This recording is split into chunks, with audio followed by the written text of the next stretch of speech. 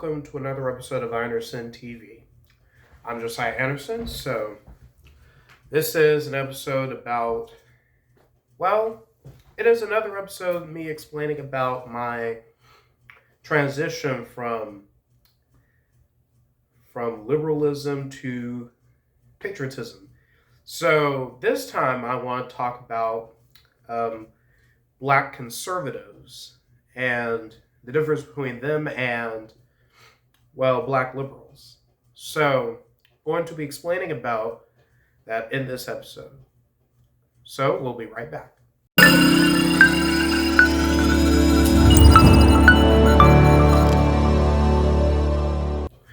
So, anyways, about the so-called Uncle Toms of America, people like Thomas Sowell, Booker T. Washington, Candace Owens, Larry Elder, should I go on? All kinds of phenomenal black conservatives that you should know or probably not know. Frederick Douglass was an example of those people as well. So let me tell you the reason why that black liberals call black conservatives Uncle Toms or coons or the N-word or something like that. It is because black liberals cannot fathom the facts that are given to them, and that they would rather turn to stuff that they're being taught in these college campuses these days from unbelievable people like Ta-Nehisi Coates, Al Sharpton, other nonsensical people. So, anyways, the reason why that they refuse to talk about Thomas Sowell or any other phenomenal black conservatives is because they refuse to get another side of the story, the true side of the story, over their own flawed ones. So, anyways, it is black conservatives that they're the ones that easily lifted up from poverty.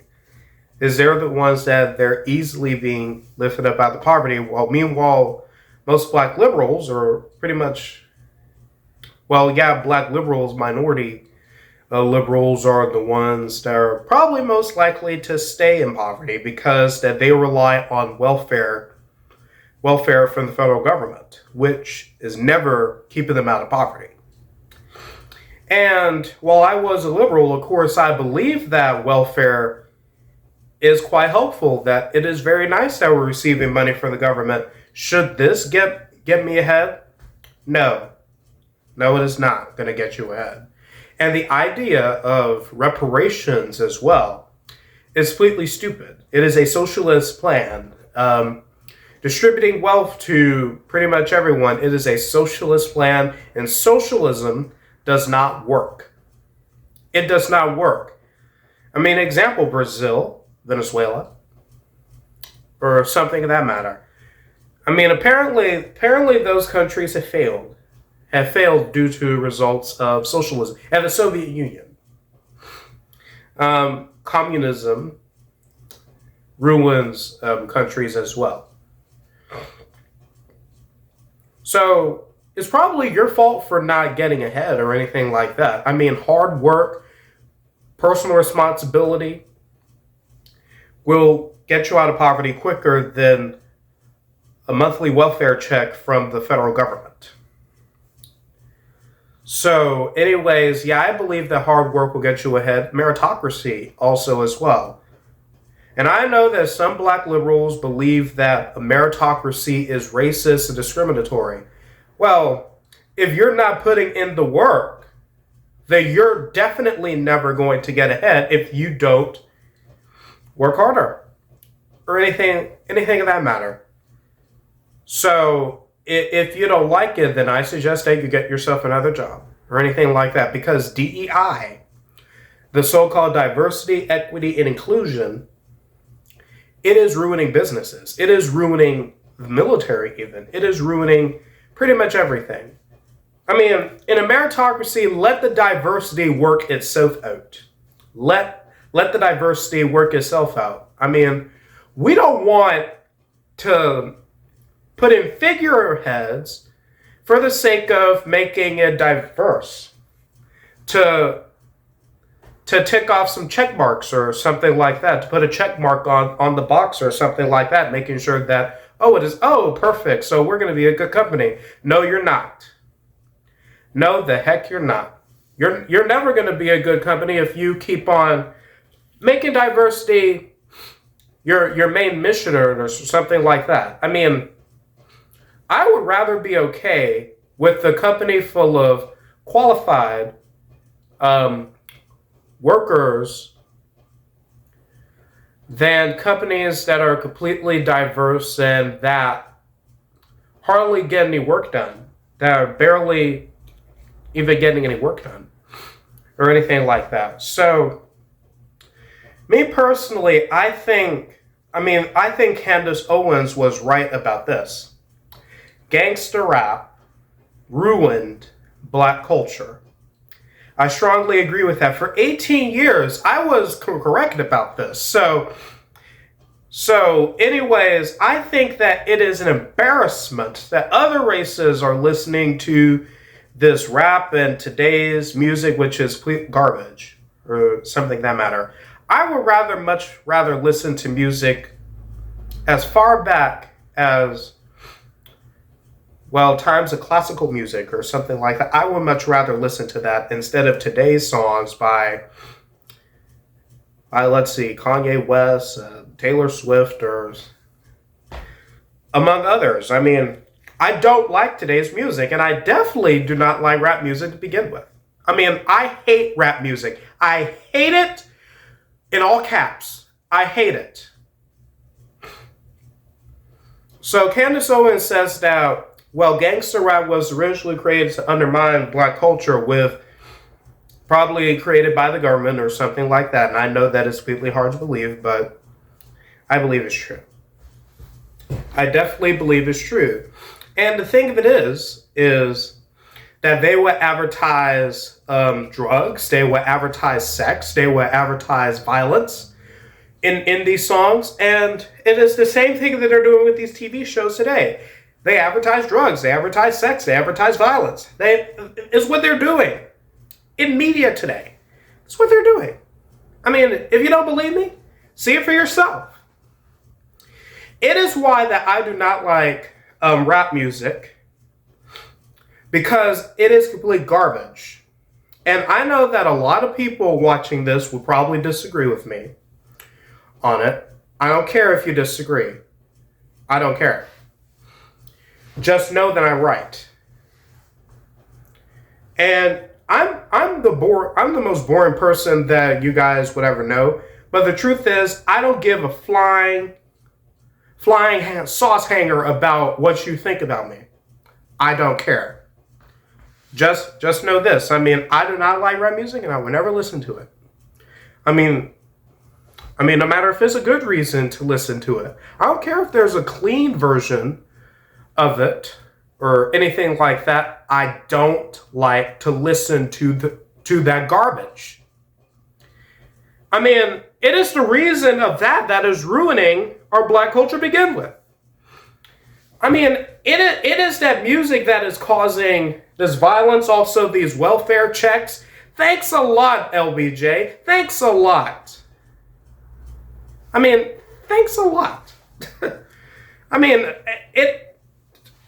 listen here. I mean, I think the reason why that they will go on calling black conservatives Uncle Toms is because they don't want to hear the truth. They definitely don't want to hear it. And it is sad. It is sad to see that there are some people in the black race that are just as ignorant, just as right as rain. And it's the reason why that some of our black people are going further to the left like Kamala Harris is, even.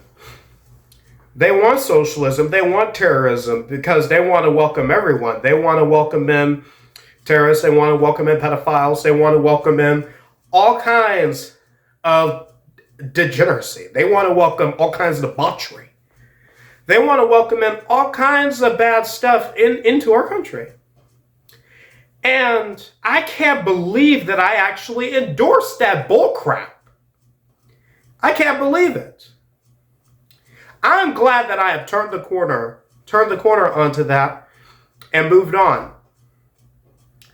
And of course, I know that received some probably hate from this, but the truth is, well, probably no one watched this video, but the truth is, I don't really care. I mean,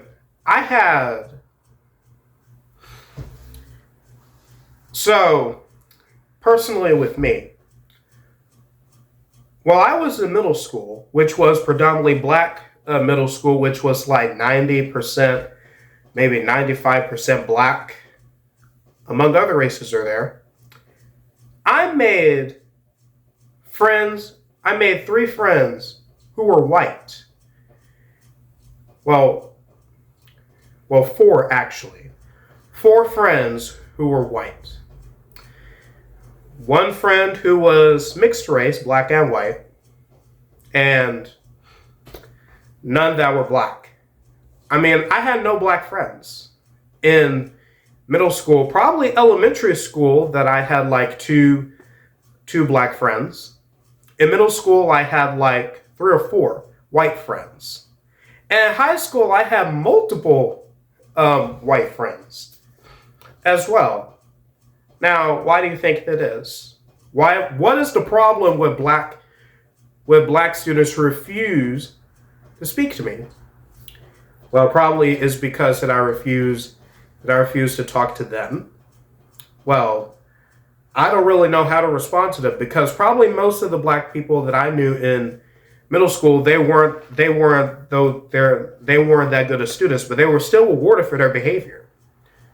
But they were still rewarded. I mean, no matter what things that I saw that are ridiculous. I mean, they were even given positions in the chancellor's cabinet in middle school, which was like some sort of student council thing. I mean, I was never credited for anything, but I still did my work. It is because the middle school back then was a DEI breeding ground. It was a breeding ground for troublemakers. And practically that's how middle school was, but the high school that I went to, I think that it is embarrassing that even other races have embraced the rap culture as well. And I'm not calling anyone out for it, but I think that it is an ambush and it is embarrassing. I mean, I don't really like today's music. I mean, I don't really like things that are popular because every time that I want to try out something popular, it is expensive. It is hard to actually access or something like that. It's the same way that I feel about Fortnite. It is the same way I feel about, among other things that are popular or something that matter. And suddenly that I wish those popular things would probably stop working or anything like that. I mean, I may sound like a bit of a masochist here, but anyways, that's what I think. So,